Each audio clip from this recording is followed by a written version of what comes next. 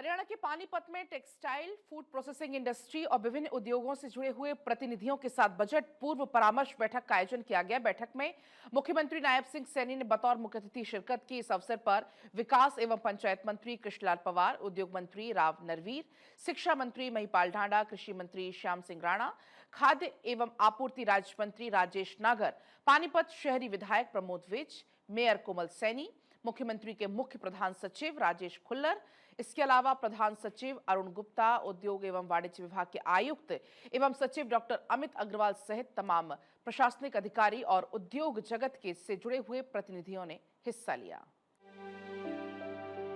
मुख्यमंत्री नायब सिंह सैनी ने कहा, पानीपत बुनकरों की और ऐतिहासिक नगरी है। यहाँ का कपड़ा उद्योग हरियाणा के साथ साथ पूरे भारत में अपने नाम रोशन कर रहा है। पानीपत खाद्य प्रसंस्करण केंद्र के तौर पर बहुत तेजी से उभर रहा है। इसी को देखते हुए विभिन्न उद्योग संगठनों की मांग पर पानीपत में अंतर्राष्ट्रीय स्तर का टेक्सटाइल संस्थान बनाया जाएगा। पानीपत का ये कपड़ा उद्योग हरियाणा के साथ साथ दुनिया भर में ये भारत का नाम रोशन कर रहा है। हमें इस बात का गर्व है। साथियों, पानीपत आज खाद्य प्रसंस्करण केंद्र के रूप में भी ये गति से उभर रहा है। साथियों, मुझे आपको यह बताते हुए भी ये खुशी हो रही है कि हमने हरियाणा आत्मनिर्भर टेक्सटाइल पॉलिसी की अवधि 1 वर्ष के लिए बढ़ाई है। जो आप लोगों के सुझाव भी आए थे, 18 दिसंबर 2026 तक इसको हमने किया है। सीएम सैनी ने कहा, पूंजीगत निवेश सब्सिडी के तहत अब मामलों की संख्या पर कोई सीमा नहीं रहेगी। अब जितने भी योग्य उद्यमी आएंगे, सरकार उन सब की मदद करेगी। तो हमने एक और बड़ा फैसला वो लिया है, जिसमें पूंजीगत निवेश सब्सिडी के तहत अब मालिकों की संख्या पर कोई सीमा नहीं रहेगी। ये भी हमने फैसला लिया है। साथियों, हम सब जानते हैं कि अब जितने भी योग्य उद्यमी आएंगे, सरकार उन सब की मदद करेगी। मुख्यमंत्री ने बताया, आज दुनिया में उच्च कोटि के खाद्य पदार्थों की मांग निरंतर बढ़ती जा रही है। आज देश में फूड प्रोसेसिंग उद्योग बढ़कर लगभग 35 लाख करोड़ रुपए तक पहुंच चुका है। ये वर्ष 2032 तक बढ़कर लगभग 73 लाख करोड़ रुपए तक पहुंच जाएगा। इसलिए इस उद्योग में निवेश व विकास की व्यापक संभावनाएं हैं। हरियाणा में 28,000 से अधिक फूड प्रोसेसिंग यूनिट लग चुकी है। आज देश में फूड प्रोसेसिंग उद्योग बढ़ाकर लगभग 35 लाख करोड़ रुपए तक ये पहुंच गया है।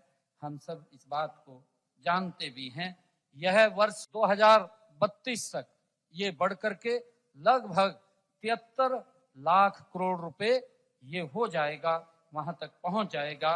और इसलिए इस उद्योग में निवेश व विकास की व्यापक संभावनाएं हैं।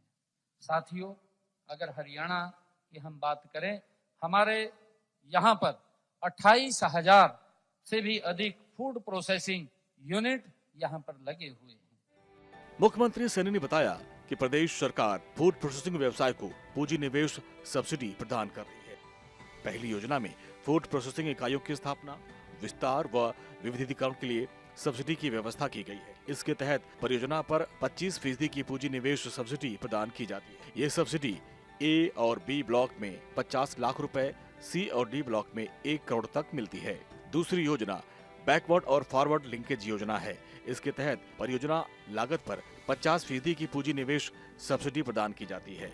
ये सब्सिडी ए और बी ब्लॉक में 2 करोड़ 50 लाख रुपए तक की और सी व डी ब्लॉक में 3.5 लाख करोड़ रुपए तक की दी जा रही है। तीसरी योजना में एकीकृत कोल्ड चेन और वैल्यू एडिशन इंफ्रास्ट्रक्चर पर सब्सिडी दी जाती है।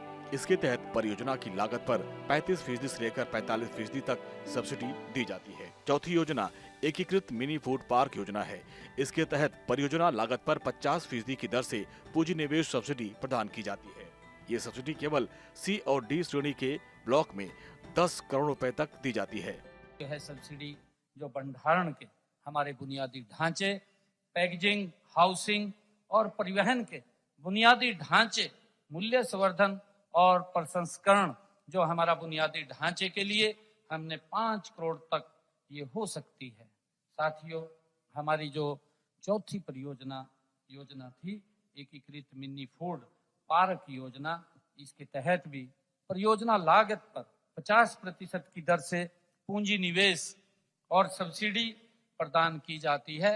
यह सब्सिडी केवल सी और डी ब्लॉक में 10 करोड़ रुपए तक दी जाती है। मुख्यमंत्री नायब सिंह सैनी ने लोगों से अनुरोध किया कि विधानसभा में बजट की प्रस्तुति हो तो उसे आप अवश्य सुने। जिनके बहुमूल्य सुझाव बजट 2026-27 में शामिल किए जाएंगे, उन सभी को सरकार की तरफ से विधानसभा की कार्यवाही देखने का विशेष निमंत्रण भेजा जाएगा।